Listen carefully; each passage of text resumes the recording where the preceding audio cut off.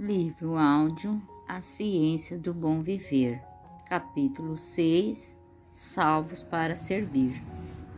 É manhã no mar da Galileia. Jesus e seus discípulos chegaram à praia, depois de uma noite tempestuosa sobre as águas, e a luz do sol nascente banha a terra e o mar como a bênção da paz. Ao saltarem na praia, porém, são recebidos por um espetáculo mais terrível que o mar agitado pela tempestade. De lugares ocultos por entre os túmulos, dois loucos precipitam-se sobre eles, como se os quisessem despedaçar. Pendem em volta deles restos de correntes que quebraram para escapar da prisão. Sua carne está dilacerada e sangrenta. Os olhos reluzem entre o longo e amaranhado cabelo. O próprio aspecto humano parece ter se apagado deles. Tem mais a aparência de animais selvagens do que de homens. Os discípulos e seus companheiros fogem aterrorizados, mas logo percebem que Jesus não se acha entre eles e se voltam à sua procura. Ele está no mesmo lugar em que o deixaram, aquele que fizera licenciar a tempestade que havia anteriormente enfrentado e vencido a Satanás. Não foge diante desses demônios. Quando os homens, regendo os dentes, espumando, aproximam-se dele, Jesus ergue aquela mão que num gesto impusera calma aos vagalhões, e eles não podem mais se aproximar para diante dele, furiosos, mas impotentes. Com autoridade, Cristo ordena ao espírito imundo que saiam dele. Os infelizes homens compreendem estar ali perto alguém que os pode salvar dos demônios atormentadores. Caem aos pés do Salvador para suplicar misericórdia. Mas quando os lábios se abrem, os demônios falam por eles, bradando: "O que você quer conosco, Filho de Deus? Você veio aqui nos atormentar antes do tempo?" Mateus capítulo 8, verso 29. Os maus espíritos são forçados a libertar suas vítimas e aos possessos sobrevém uma transformação maravilhosa. A luz brilha em sua mente, os olhos iluminam-se de inteligência. A fisionomia, por tanto tempo desfigurada, à semelhança de Satanás, torna-se de repente branda. Aquietam-se as mãos ensanguentadas e os homens erguem a voz em louvor a Deus. Entretanto, os demônios, expulsos de sua habitação humana, entraram nos porcos, impelindo-os em destruição. Seus guardadores correm para anunciar o acontecido, e toda a população corre ao encontro de Jesus. Os dois endemoniados haviam sido a terror do lugar. Agora esses homens estão vestidos em seu perfeito juízo, sentados aos pés de Jesus, escutando-lhe as palavras e glorificando o nome daquele que os curou. Contudo, os que testemunham essa maravilhosa cena não se regozijam. O prejuízo dos porcos lhe parece de maior importância que a libertação desses cativos de Satanás. Em terror, aglomeram-se em volta de Jesus, rogando-lhe que se afaste deles. Cristo fez o que pediram, tomando imediatamente o barco para o outro lado. Muitos diferente é o sentimento dos possessos restaurados. Eles desejam a companhia do seu libertador, e sua presença sentem-se seguros contra os demônios que lhe atormentaram a vida e arruinaram a saúde. Quando Jesus estava para entrar no barco, mantiveram-se bem próximo dele e, ajoelhado aos pés, rogam para ficar ao seu lado, onde poderão ouvir as suas palavras. Mas Jesus pede que vão para casa e contem quão grandes coisas o Senhor fez por eles. Ali estava uma obra para eles fazerem: ir a um lar pagão e contar a bênção que haviam recebido de Jesus. É duro para eles se separarem do Salvador. Grande dificuldade os rodearam na convivência com seus conterrâneos gentios e o grande afastamento em que tinha vivido da sociedade parece incapacitá-los para esse trabalho. No entanto, assim que ele lhe indica o dever, estão prontos a lhe obedecer. Não somente contaram em sua própria casa e na vizinhança o que dizia respeito a Jesus, mas foram por toda a Decápolis, declarando em toda parte seu poder de salvar e descrevendo como ele o libertara dos demônios. Embora o povo de Gergessa não tivesse recebido a Jesus, ele não os entregou às trevas que havia preferido. Quando lhe pediram que os deixasse, não tinham ouvido sua palavra, ignoraram aquilo que estava rejeitando, e enviou-lhe, portanto, a luz, e por meio daqueles a quem não se recusariam a escutar, ocasionando a destruição dos porcos. Era desígnio de Satanás afastar o povo do Salvador e impedir a pregação do Evangelho naquela região. Mas essa própria ocorrência despertou o povo dali como nenhuma outra coisa poderia ter feito, e atraiu atenção para Cristo. Embora o próprio Salvador partisse, ficaram os homens a quem ele tinha curado como testemunha de seu poder, aqueles que haviam sido instrumento do príncipe das trevas, tornando-se condutores de luz, mensageiros de Filho de Deus.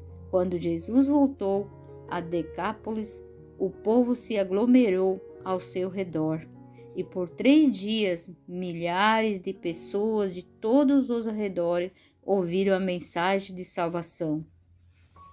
Os 2 endemoniados, restituídos à razão, foram os primeiros missionários que Cristo enviou a ensinar e o Evangelho na região de Decápolis. Apenas pouco tempo haviam esses homens escutado suas palavras.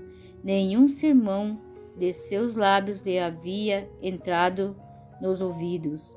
Não podiam instruir o povo como os discípulos que haviam estado diariamente com Cristo eram capazes de fazer, mas podiam contar o que sabiam, o que eles próprios viram e ouviram e sentiram do poder do Salvador.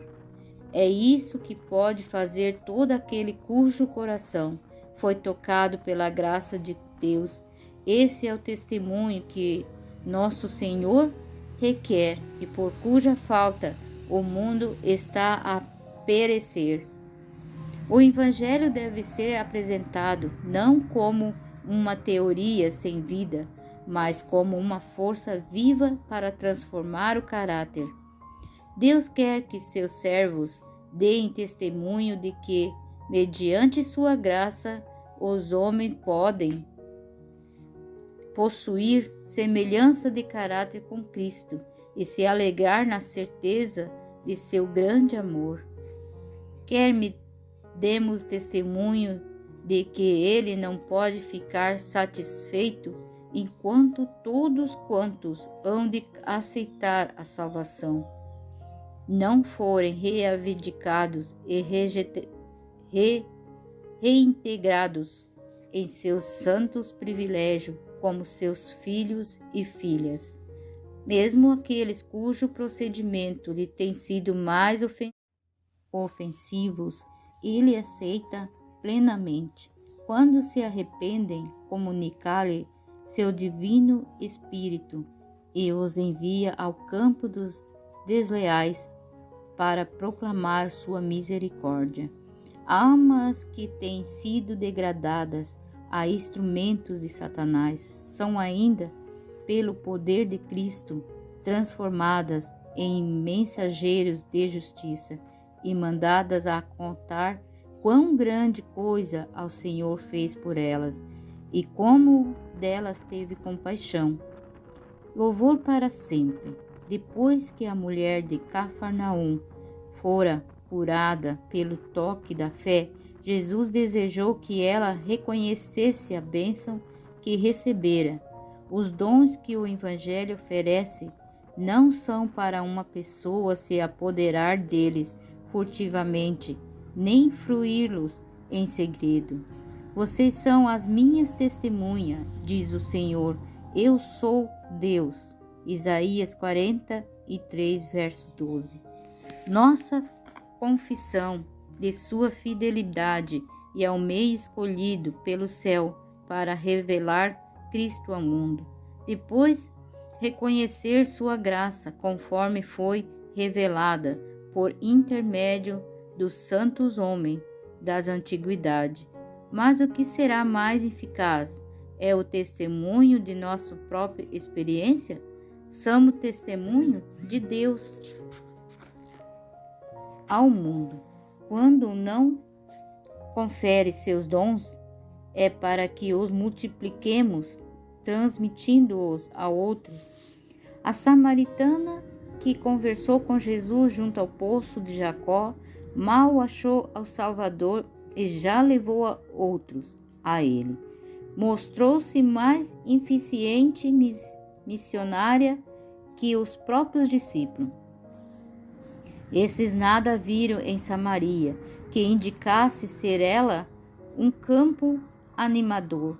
Tinha os pensamentos fixos numa grande obra a ser efetuada no futuro. Não viram que, mesmo junto deles, estava uma colheita a fazer, mas, por intermédio da mulher a quem desprezavam, toda uma cidade foi levada a ouvir Jesus. Ela levou imediatamente a luz aos seus conterrâneos. Essa mulher representa a atuação de uma fé prática em Cristo. Todo verdadeiro discípulo nasce no reino de Deus como um missionário. Assim que vem a conhecer o Salvador, deseja colocar os outros em contato com ele. A santificadora verdade não pode ficar encerrada em seu coração. Aquele que bebe da água viva torna-se uma fonte de vida. O recebedor se torna um doador.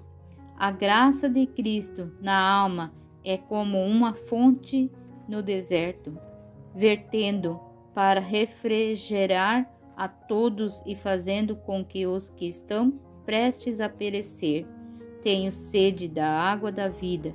Fazendo esta obra e recebida uma maior bênção do que se trabalharmos unicamente para os beneficiar a nós mesmos.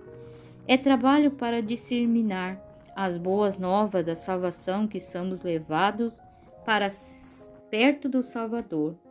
Sobre os que recebem sua graça, o Senhor declara: delas e dos lugares ao redor do meu monte eu farei uma bênção, farei descer a chuva a seu tempo, e serão chuvas de bênção. Ezequiel 34, verso 26.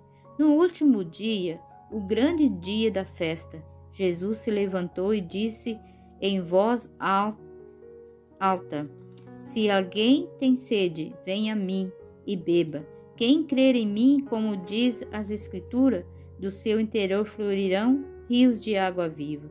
João 7, verso 37 e 38. Os que recebem devem comunicar a outros de todas as direções.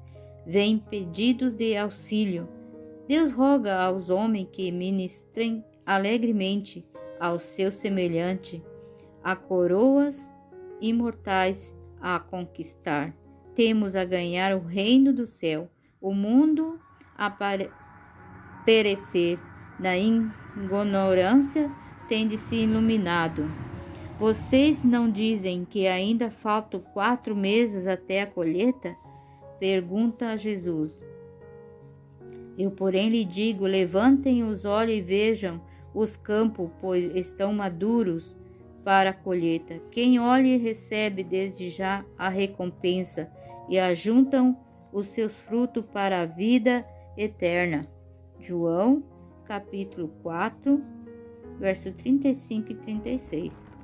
Por 3 anos, os discípulos tiveram diante deles o maravilhoso exemplo de Jesus. Dia a dia andavam e falavam com ele, ouvindo-lhe as palavras de ânimo ao cansado, oprimido, e assistindo às manifestações de seu poder em favor dos doentes e do aflito. Ao chegar ao tempo em que devia deixá-lo, deu-lhe graça e poder para levar avante sua obra em seu nome. Deviam irradiar luz aos seus evangelhos de amor e cura. E o Salvador prometeu que sua presença estaria sempre com eles. Por meio do Espírito Santo, Jesus estaria mesmo mais perto deles do que quando andava visivelmente entre os seres humanos. A obra que os discípulos fizeram, também nos devemos fazer. Todo cristão deve ser missionário. Devemos, em solidariedade e compaixão, servir aos que necessitam de auxílio, buscando com abnegado zelo aliviar as misérias da humanidade sofredora. Todos podem encontrar alguma coisa para fazer. Ninguém deve achar que não há lugar em que possa trabalhar por Cristo. O Salvador se identifica com todo filho da humanidade para que pudéssemos nos tornar membros da família celestial. Ele se fez membro da família da terra. Ele é o Filho do homem e assim um irmão de todo filho e filha de Adão. Seus seguidores não devem se sentir separados do mundo que está a perecer em volta deles.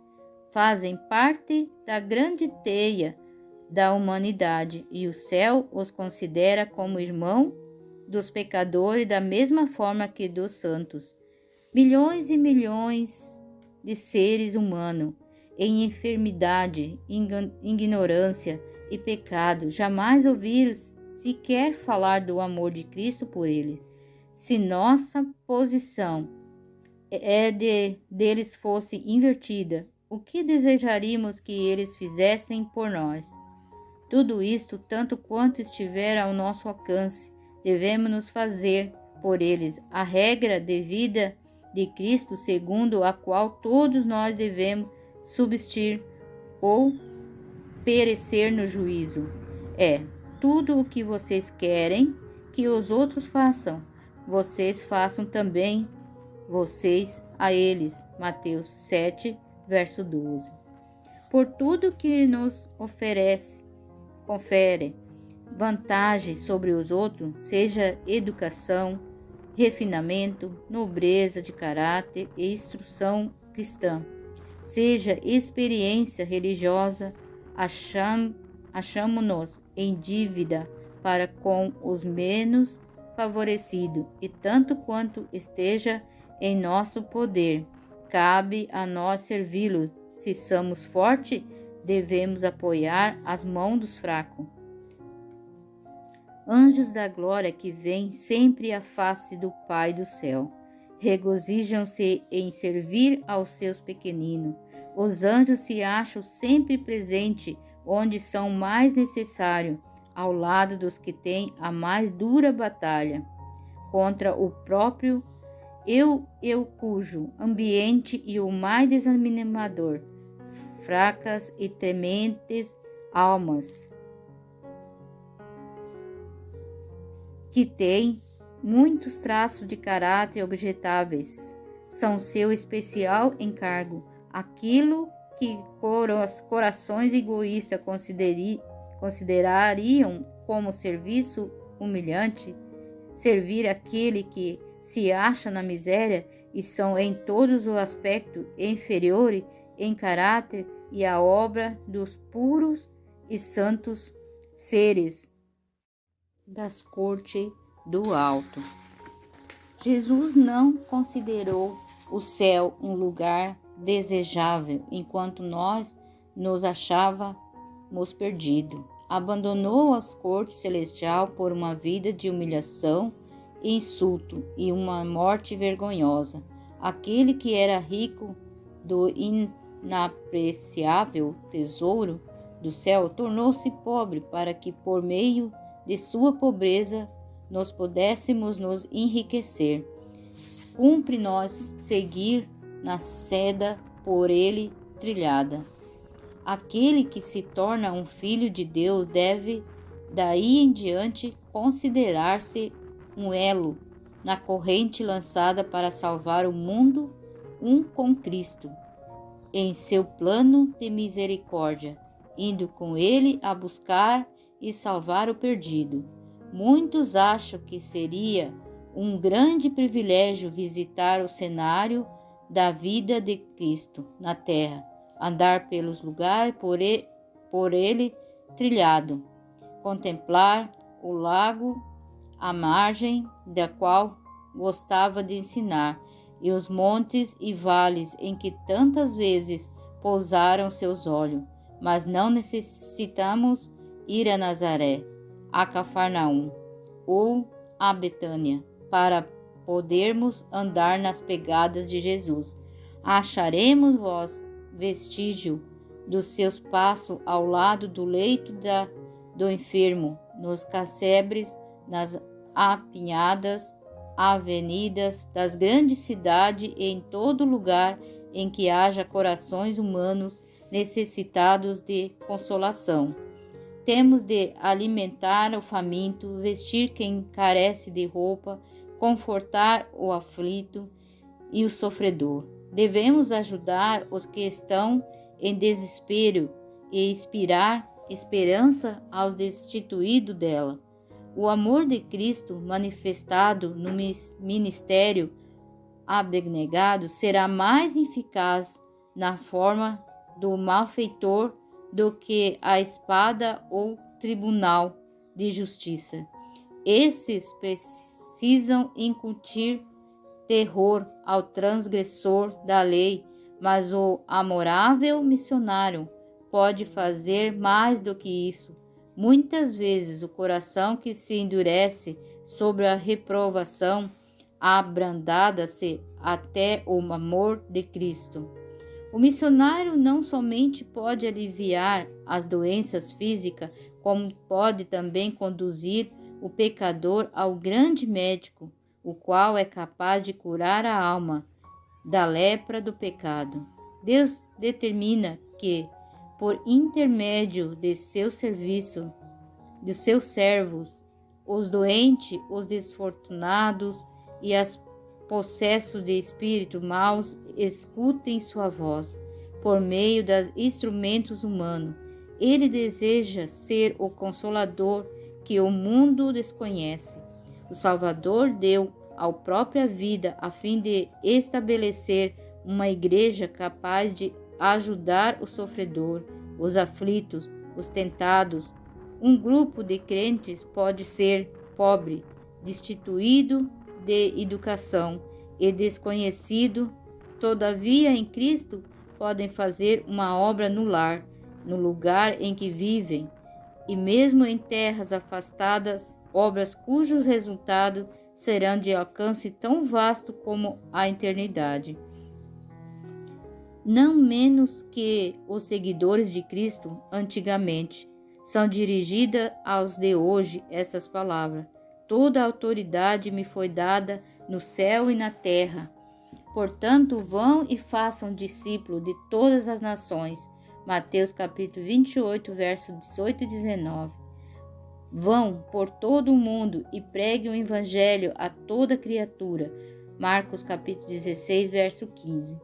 Também para nós é a promessa de sua presença. Eis que estou com vocês todos os dias até o fim dos tempos. Mateus 28, verso 20. Hoje em dia não afluem multidões de curiosos ao deserto a fim de ver e ouvir a Jesus. Sua voz não se faz ouvir nas movimentadas ruas. Não soa nos caminhos o grito: Jesus de Nazaré está passando. Lucas capítulo 18, verso 37. Ainda assim, essa palavra é verdadeira em nossos dias. Cristo passa por nossas ruas sem ser visto. Vem aos nossos lares com mensagem de misericórdia. Ele acompanha todos quantos estão buscando ministrar em seu nome, a fim de que com eles cooperar, acha-se entre nós para curar e abençoar-se. O recebemos, assim diz o Senhor: no tempo aceitável eu escutei você no dia da salvação. Eu o socorri, eu o aguardei e o farei mediador da aliança com o povo, para restaurar a terra e repartir as propriedades devastadas, para dizer aos presos: saiam da prisão, e aos que estão em trevas, venham para fora. Isaías 49, verso 8 e 9. Quão formosos são sobre os montes os pés daquele que anuncia boas novas, que faz ouvir a paz, que anuncia coisas boas, que faz ouvir a salvação, que diz a Sião: o seu Deus reina. Gritem de alegria e juntas exultem as ruínas, porque o Senhor consolou o seu povo. O Senhor desnudou o seu santo braço à vista de todas as nações, e todos os confins da terra verão a salvação do nosso Deus. Isaías 52, 7 e Isaías 52, 9 e 10.